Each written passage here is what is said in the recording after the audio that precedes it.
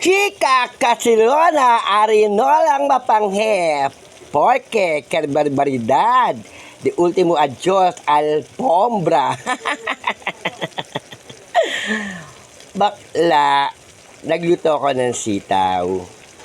Ngayon, ikaw, kung gusto mo nang bumitaw, bumitaw ka na. Kung sa palagay mong nahihirapan ka na, kung sa palagay mong nawawalan ka na ng respeto sa iyong sarili, kahabol-habol dyan sa jowa mong supot,